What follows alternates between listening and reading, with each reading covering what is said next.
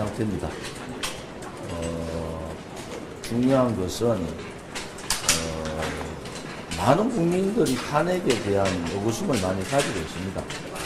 그런데 어느 정당도 이 탄핵의 문제점이라든지 구속의 문제점에 대해서 말을 하지 않고 있습니다.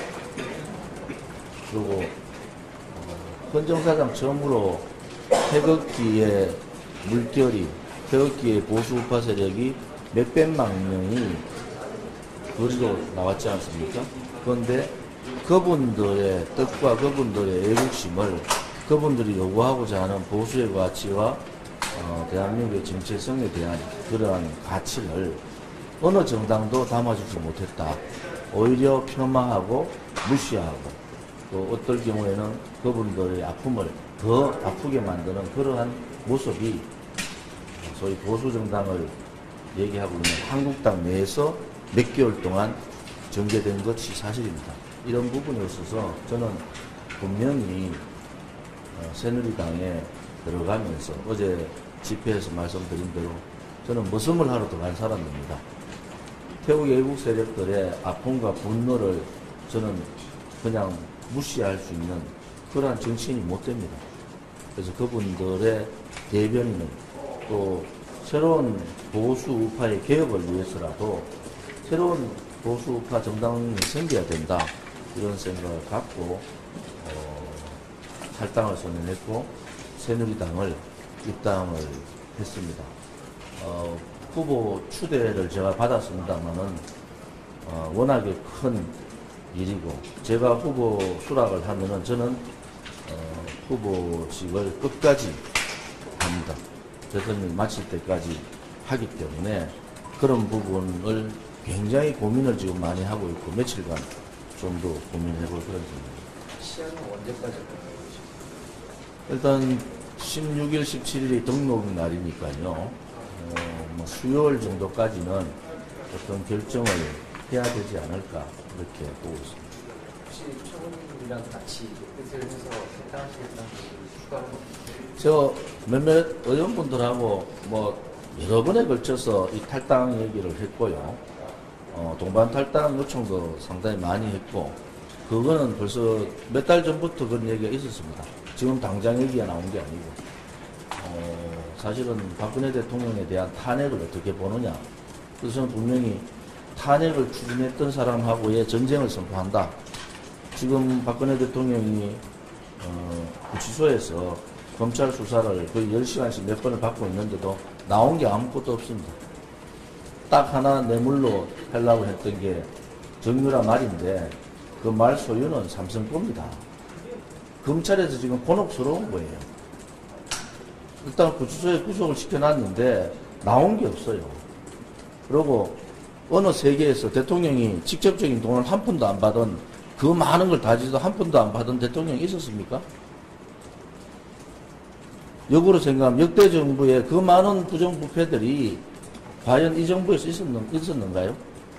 거기에서 탄핵을 추진한 사람들은 정말 깊게 이 문제가 어떻게 되는지.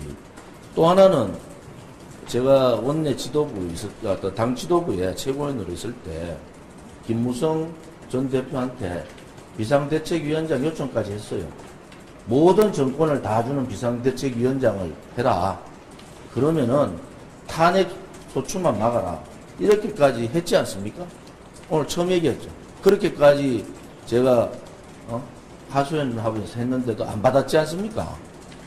그리고 그 사람들의 생각은 뭐예요? 나갈 때 새누리당이 무너지고 자기들이 새로운 정당의 주주로서 후보를 내가 대통령 하겠다는 거 아닙니까? 대통령 병에 걸려가지고 간 거예요. 그 당시에 이정현 지도부가 모든 걸 내려놓고 다 정권을 다 주겠다고 제안까지 했지 않습니까? 그 결과가 지금 뭐가 됩니까? 그때 제가 뭐라고 했습니까? 이렇게 되면은 야당한테 정권을 넘겨줄 수밖에 없다. 그래서 조기 탄핵은 안 된다. 이렇게 얘기했고, 야당한테 정권을 넘겨주면 조기 탄핵을 실시했던 사람들이 책임져야 된다. 이렇게까지 얘기한 거예요. 근데 그 사람들 그거 다 무시하고 나가버렸지 않습니까? 결국은 뭐냐? 한국당이 지금 10%대를 못 넘고 있는 이유. 바른정당의 유승민 후보가 2% 3%대에 있는 것은 보수 세력으로부터 벌써 평가를 받은 겁니다. 저는 제 상대가 유승민이나 홍준표, 유승민 후보가 아닙니다.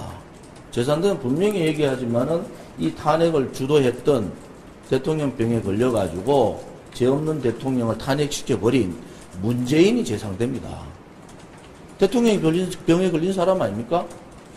자본주의, 특히 자유민주주의 국가에서 촛불이 나는 민중민주주의를 들고 나오면서 이러한 탄핵을 결정했는 데에 대해서는 분명한 누군가가 그 얘기를 짚고 넘어가고 그 부분에 대한 잘못된 것을 얘기해야 됩니다.